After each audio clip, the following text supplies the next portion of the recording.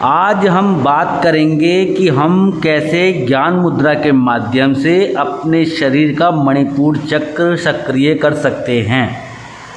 किस तरीके से सक्रिय कर सकते हैं, आज इस पर चर्चा करेंगे। तो देखिएगा, ज्ञान मुद्रा तो आपने देखी ही है किस तरीके से ज्ञान मुद्रा की जाती है, ये आपको विधिवत पता है। लेकिन आपको ये भी पता है कि ज्ञान मुद्रा जिस समय पर ध्यान में करते हैं तो उस समय पर किस प्रकार से करते हैं। सारी मुद्राएं मैंने आपको विस्तार से बताई हैं, सब कुछ विस्तार से बताया है। ज्ञान मुद्रा के विषय में मैंने बहुत सी वीडियोस अपलोड की हैं।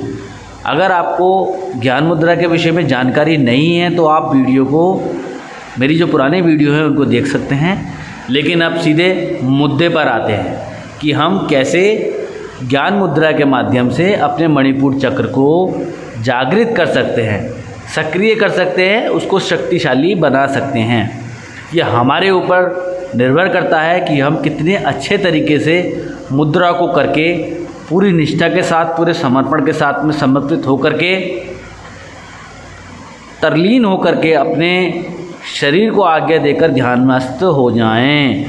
हम ऐसा करेंगे तो हमारा शरीर की प्रकृति स्थिर होगी और हमारा शरीर समस्त ऊर्जा को एकत्रित करके एक चक्र पे लगकर उसको जागृत करने में, सक्रिय करने में हमारा सहयोग प्रदान करेगा। तो हमें सर्वप्रथम क्या करना होता है, हमें ज्ञान मुद्रा किस तरीके से करनी होती है, ये हम बताते हैं आपको। ज्ञान मुद्रा करने के लिए आपको कुछ इस तरीके से करना होता है। ये जो पॉइंट है, इस पॉइंट को कुछ इस तरीके से दबाना होता है। पहला तरीका तो ज्ञान मुद्रा का ये होता है, और ये जो तीनों उंगलियां होती हैं इनको सेपरेट सीधा रखना होता है। पहला तरीका तो ज्ञान मुद्रा का ये होता है, इसको बोलते हैं उप ज्ञान मुद्रा। उप ज्ञान मुद्रा यूँ बोलते हैं क्योंकि पहला पोर इस पे लगा होता है। दूसरी मध्य ज्ञान मुद्रा बोलते हैं। मध्य ज्ञान मुद्रा किसे बोलते हैं, हम अपने वायु की उंगली का पहला पोर अंगूठे के दूसरे पोर पर लगा देते हैं, ये हमारी मध्य ज्ञान मुद्रा कही जाएगी।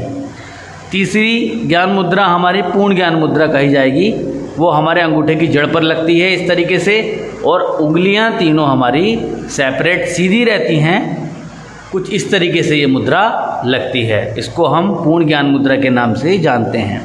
अब हम ऐसा क्या करते हैं, ज्ञान मुद्रा इस तरीके से तीन प्रकार से ही क्यों होती है। तो देखिएगा, अंगूठे का जो सिस्टम है हमारा, इसको समझ लीजिएगा कि अंगूठा है क्या। ये हमारी इच्छा शक्ति होती है, ये हमारी प्राण शक्ति अर्थात हमारी विचार शक्ति भी होती है, हमारी प्राण शक्ति भी होती है, और ये हमारी संकल्प शक्ति भी होती है। ये हमारी इच्छा शक्ति होती है, ये हमारी संकल्प शक्ति होती है, ये हमारे जीवन जीने के जो ढंग होते हैं, उसका तरीका, जो उसका सिस्टम है, वो यहाँ से हमारा जागृत होता है। यहाँ से इच्छा शक्ति नियंत्रित होती है, यहाँ से वो सिस्टम नियंत्रित होता है, और यहाँ से ये जो चीज़ है नीचे, इसका दोनों में जो इतना लाभ मिलने वाला होता है वो इस पर लग कर के लाभ मिल जाता है। अर्थात अगर हम इस पे लगाते हैं तो ये दो जो लाभ हमें यहाँ पे मिलने हैं, अलग अलग तरीके से अगर हम करें तो एक ही तरीके से ये हमारा संपन्न हो जाएगा। तो ये पूर्ण ज्ञान मुद्रा इस तरीके से कहते हैं। पूर्ण ज्ञान मुद्रा में अगर हम इन उंगलियों को तीनों को अलग अलग कर लेते हैं तो इसका भी मतलब अलग होता है। इन तीनों को उंगलियों को अलग करने का मतलब ये है कि हमने ज्ञान मुद्रा के साथ में अपने तीनों चक्रों को अलग अलग भागों में विभाजित कर दिया, अर्थात उसकी ऊर्जा को अलग भागों में विभाजित कर दिया। अभी क्या है, अभी देखिए ये आसमानी लाइट है, तरंग निकल रही है इसमें से पीली तरंग निकल रही है, स्वर्ण जैसी तरंग निकल रही है, और इसमें से जो तरंग निकल रही है वो वाइट कलर की तरंग निकल रही है। तो इस तरीके से अब जब ये तीनों मिलेंगे तो इनकी ऊर्जा मिश्रित होकर के एक हो जाएगी। अलग अलग करेंगे तो इनकी ऊर्जा अलग अलग विकसित होगी, अर्थात इन पोरों को अलग अलग विकसित होने लगेगी। तब ये एक प्रकृति है जो हमारी समझ से परे है, लेकिन हम धीरे धीरे अभ्यास से और प्राणायाम से, योग से इस चीज़ को समझ सकते हैं और इसका अनुसरण ठीक प्रकार से कर सकते हैं। ये हमारे लिए बहुत अच्छी बात है कि हम बहुत जल्दी योग को, मुद्राओं को समझ लेते हैं और उसका अनुसरण करके अपने शरीर को उसका लाभ देने लगते हैं। तो ज्ञान मुद्रा इस तरीके से करने के उपरांत आपको करना क्या है, तीनों उंगलियों को सेपरेट सीधा रखना है। यहाँ ज्ञान मुद्रा अंतर इसको बोलेंगे हम पूर्ण ज्ञान मुद्रा। पूर्ण ज्ञान मुद्रा करने के बाद में आपको इस तरीके से रख लेना है, यहाँ आसन लगा करके, और मणिपुर चक्र का ध्यान कर लेना। मणिपुर चक्र का ध्यान कैसे करेंगे आप? मणिपुर चक्र आपके नाभि में स्थित होता है। मणिपुर चक्र के अंदर महाप्राण होता है। महाप्राण जो संचालित करता है हमारे अग्नि तत्व को, जिससे हमें भोजन पचाने में हमारी सहायता मिलती है। हमारे शरीर को ऊर्जा, हमारे शरीर में रक्त संचार और हमारे शरीर में कोशिकाओं को बनना इसी के कारण से संभव हो पाता है। हमारे शरीर को देखने की शक्ति यहीं से प्राप्त होती है। हमारे शरीर की जो तीसरी आँख है, जिसको माथे के बीच में जो तीसरी आँख कही गई है, उसको जागृत करने में इसका बहुत बड़ा योगदान है। मणिपुर चक्र जब हमारा जागृत होता है तब हम देवताओं को देख सकते हैं, राक्षसों को देख सकते हैं, भूत प्रेतों को भी देख सकते हैं, हम बहुत से लोगों का भविष्य भी देख सकते हैं। ये हमारी अपनी साधना और हमारे अपने तपस्या के ऊपर निर्भर करता है कि हम अपने तपस्या के बल पर किस प्रकार से अपने जीवन को संचालित कर सकें और दूसरों के जीवन को किस तरीके से कल्याणकारी बना सकें। जब हम धीरे धीरे योग अभ्यास करते हैं, मुद्राओं का ध्यान करते हैं, प्राणायाम करते हैं, तब हम बहुत सी चीज़ों को समझते हैं। छोटी छोटी गतिविधियां हमें बहुत बड़ी हलचल वाली दिखने लगती हैं। जब हम किसी वृक्ष के नीचे बैठ जाएं, वहाँ पर हिलता हुआ एक पत्ता भी हमें बहुत बड़ी गतिविधियाँ और बहुत बड़ी क्षति के जैसा ब्रह्मांड में प्रतीत होने लगता है। तो ये एक साधना है जिससे हमारा जो जीवन होता है वो हल्का हो जाता है। जीवन जब हल्का हो जाता है तो हमें छोटी से छोटी अणु और परमाणु की गतिविधि स्पष्ट रूप से दिखाई देने लगती है, जिससे हम अपने जीवन को, अपनी ऊर्जा को संचित करके अपने जीवन को कल्याणकारी बना लेते हैं। तो मणिपुर चक्र का ध्यान करने के बाद में आपको ज्ञान मुद्रा करनी है। ज्ञान मुद्रा करने के बाद आपको मणिपुर चक्र का बीज मंत्र बोलना है। बीज मंत्र क्या है? राम। राम बीज मंत्र का उच्चारण करके आपको 11 बार उच्चारण करना है। इसका उच्चारण करने के बाद में आपको माता दुर्गा की उपासना करनी है, अर्थात माता दुर्गा का विशेष मंत्र जिसको बोलते हैं हम एक अलग प्रकार से, जिसमें उच्चारण से कोई दोष किसी प्रकार का नहीं होता है। वह मंत्र है ओम सर्व मंगल मंगले शिवी सर्वाशात्की शरण्ये त्र्यंबके गौरी नारायणी नमस्तुते नमः। इसके उपरांत आप एक गायत्री मंत्र का प्रयोग भी इसमें कर सकते हैं। ओम भूर्भुवः स्वः तस्य वितुर्वरेण्यं भर्गो देवस्य धीमहि धियो यो नः प्रचोदयात्। इस तरीके से आप गायत्री मंत्र को 3 बार पढ़ने के बाद में आपको इस मंत्र का उच्चारण करके राम बीज मंत्र का उच्चारण करना है।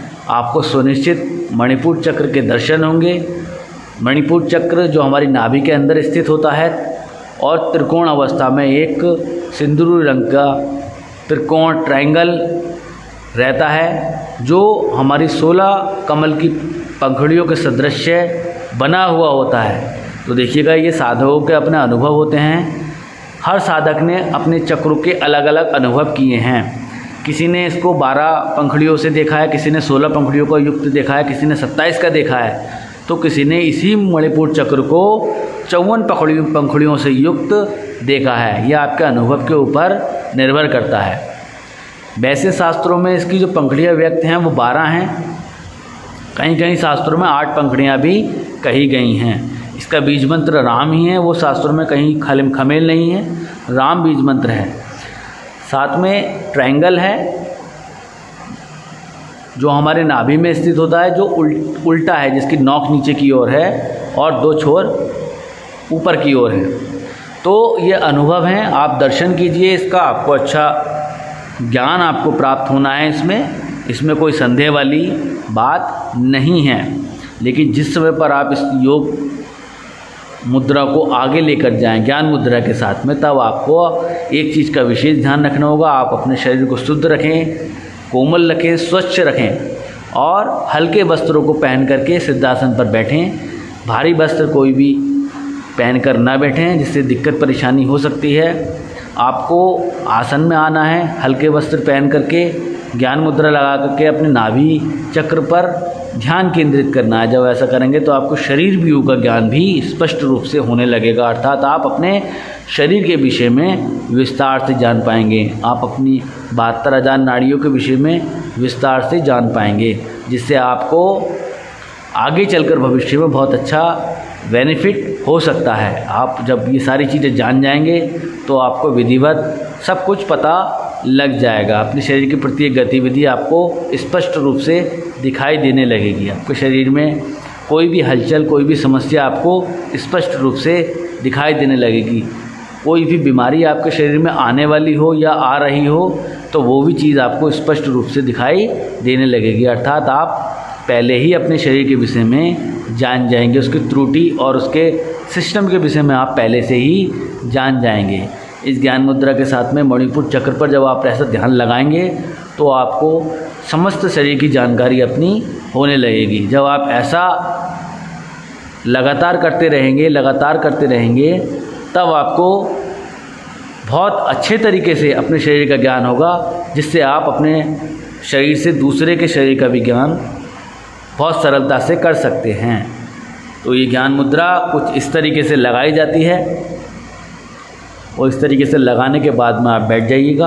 अगर आपकी उंगलियां इस तरीके से खुल भी रही हैं तो ये आप ऐसा कर रहे हैं कि आपने अपने तीनों चक्रों की जो ऊर्जा है उसको अलग अलग भागों में विभाजित कर दिया। एक कर लेंगे तो आपने तीनों चक्रों की ऊर्जा को एक कर लिया, ठीक है। तो इसका मतलब केवल इतना ही होता है। ये जानकारी आपको कोई नहीं देगा।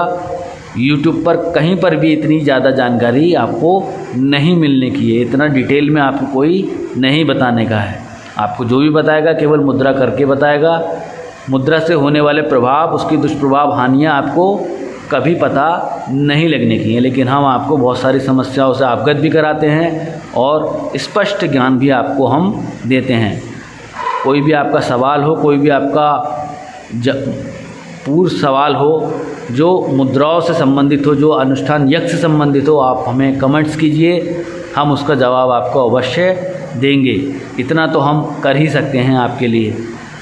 तो मिलते हैं एक अगली वीडियो में एक नई मुद्रा के साथ में। तब तक के लिए जय महाकाल। आप इस मुद्रा का अनुसरण कीजिए, मणिपुर चक्र का ध्यान करके इस मुद्रा को कीजिएगा, निश्चित तौर पर आपको सफलता मिलेगी ही मिलेगी। तो मिलते हैं अगली वीडियो में एक नई मुद्रा के साथ में। जय महाकाल।